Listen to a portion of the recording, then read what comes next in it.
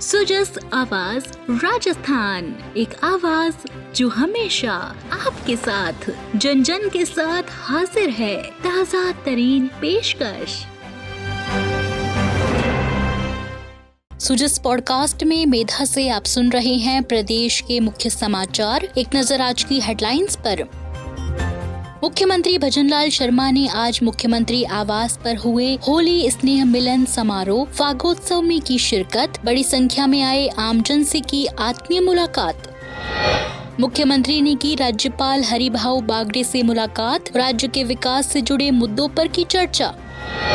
और विश्व उपभोक्ता दिवस के अवसर पर कल से उपभोक्ता जागृति सप्ताह का हुआ शुभारंभ। मुख्यमंत्री ने अपने संदेश में कहा कि इस वर्ष की थीम टिकाऊ जीवन शैली की ओर उचित बदलाव अत्यंत महत्वपूर्ण और प्रासंगिक। और अब सुनिए खबरें विस्तार से। मुख्यमंत्री भजनलाल शर्मा ने आज मुख्यमंत्री निवास पर होली स्नेह मिलन समारोह फागोत्सव में शिरकत की। इस अवसर पर मुख्यमंत्री का स्वागत पुष्प गुच्छ और साफा पहनाकर किया गया। मुख्यमंत्री भजनलाल शर्मा ने इस दौरान बड़ी संख्या में आए आमजन से आत्मीय मुलाकात कर फूलों और प्राकृतिक रंगों से तिलक लगाकर होली खेली। मुख्यमंत्री निवास पर आयोजित होली स्नेह मिलन समारोह में लोक कलाकारों ने ब्रज की सांस्कृतिक प्रस्तुतियां दी।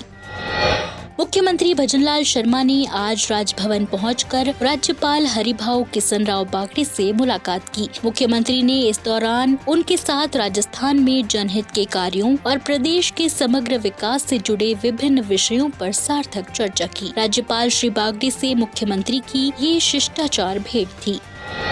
मुख्यमंत्री भजनलाल शर्मा के अनुमोदन के बाद आज सीएनजी और पीएनजी पर वैट दर घटाने की अधिसूचना जारी कर दी गई है। ये दर सोमवार 17 मार्च से प्रभावी होगी। इससे आमजन के साथ साथ निवेशक और उद्यमी भी लाभान्वित होंगे। आपको बता दें कि मुख्यमंत्री श्री शर्मा द्वारा 12 मार्च को वित्त एवं विनियोग विधेयक पर चर्चा के दौरान सीएनजी और पीएनजी पर वैट की दर को 10% से घटाकर 7.5% करने की घोषणा की गई थी।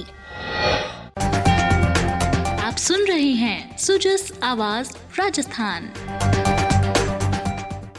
बढ़ते हैं आगे। विश्व उपभोक्ता दिवस के अवसर पर कल उपभोक्ता जागृति सप्ताह का शुभारंभ किया गया। इस अवसर पर उपभोक्ता मामले विभाग द्वारा राजस्थान इंटरनेशनल सेंटर जयपुर में कंज्यूमर केयर डायलॉग राज्य स्तरीय संगोष्ठी आयोजित की गई। संगोष्ठी में टिकाऊ जीवन शैली की ओर एक उचित बदलाव और साइबर क्राइम एवं बचाव के उपाय विषयों पर विशेषज्ञों ने विचार साझा किए। विश्व उपभोक्ता दिवस के अवसर पर मुख्यमंत्री श्री शर्मा ने अपने संदेश में प्रदेश वासियों को शुभकामनाएं प्रेषित करते हुए कहा कि इस वर्ष की थीम टिकाऊ जीवन शैली की ओर उचित बदलाव अत्यंत महत्वपूर्ण और प्रासंगिक है। उन्होंने कहा कि ये विषय हमें अपने उपभोग के तरीकों पर पुनर्विचार करने और अधिक जिम्मेदार उपभोक्ता बनने के लिए प्रेरित करता है। मुख्यमंत्री ने अपने संदेश में कहा कि टिकाऊ जीवन शैली केवल संसाधनों की बचत तक सीमित नहीं है, बल्कि यह एक सोच है जो हमें जिम्मेदार उपभोक्ता बनने की सीख देती है। उन्होंने कहा कि हमें ये सुनिश्चित करना होगा कि हम जिन वस्तुओं का उपभोग कर रहे हैं वे पर्यावरण के लिए हानिकारक ना हो और समाज के लिए न्याय संगत हो। उन्होंने कहा कि भारत की सनातन जीवन शैली और परंपराएं हमेशा से ही टिकाऊ विकास की राह पर चलने की प्रेरणा देती हैं। विश्व उपभोक्ता दिवस की ये थीम इसी दिशा में एक सकारात्मक संकेत है। हमें कम संसाधनों में जीवन यापन करना सीखना होगा और धरती माता के संरक्षण की जिम्मेदारी उठानी होगी ताकि आने वाली पीढ़ियों के लिए एक बेहतर भविष्य सुनिश्चित किया जा सके। मुख्यमंत्री ने सभी उपभोक्ताओं से आह्वान किया कि वे इस उपभोक्ता दिवस को संकल्प दिवस के रूप में मनाएं और टिकाऊ जीवन शैली अपनाने की दिशा में सार्थक कदम उठाएं।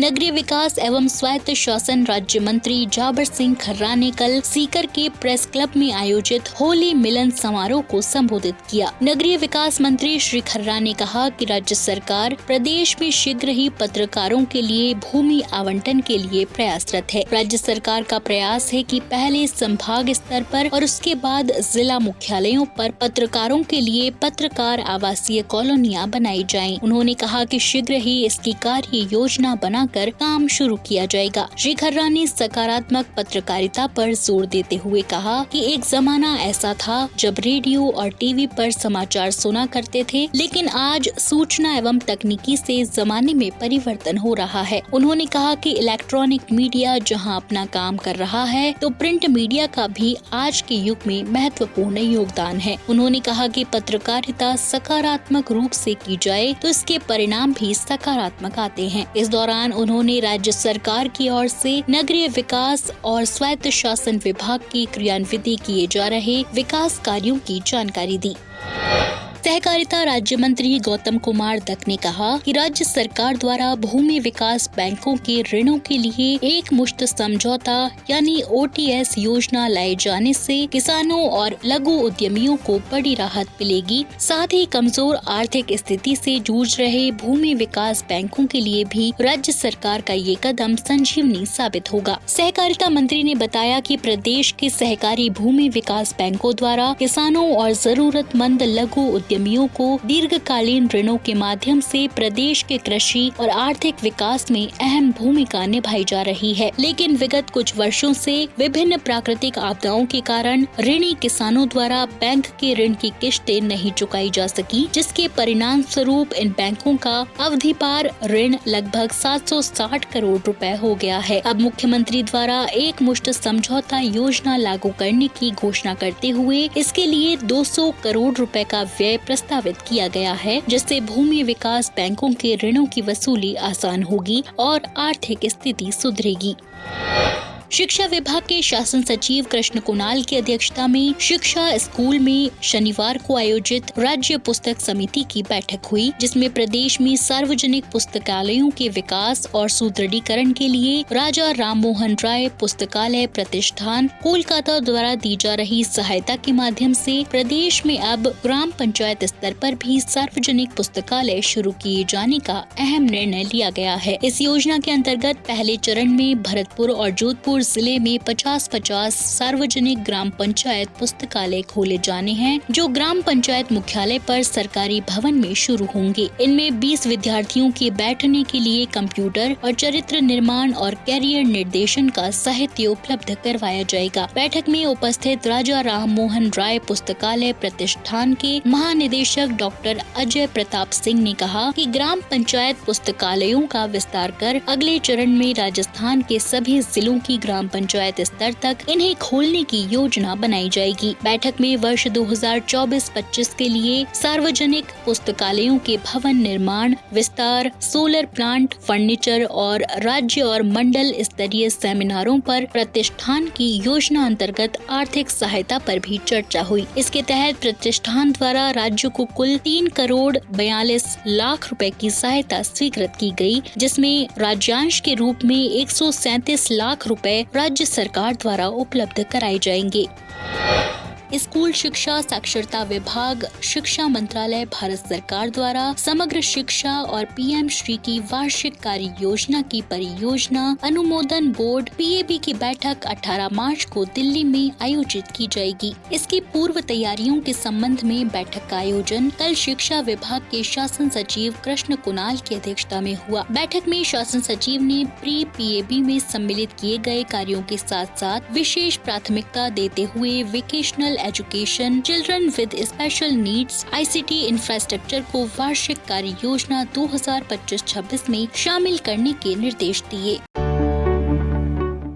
राजस्थान सरकार का प्रयास, सही जानकारी हो आपके पास। राजस्थान सरकार के समाचारों, महत्वपूर्ण निर्णयों और सभी योजनाओं की सटीक और सही जानकारी आपको मिलती है सुजस ई-बुलेटिन, सुजस वीडियो बुलेटिन और सुजस आवाज पॉडकास्ट के साथ।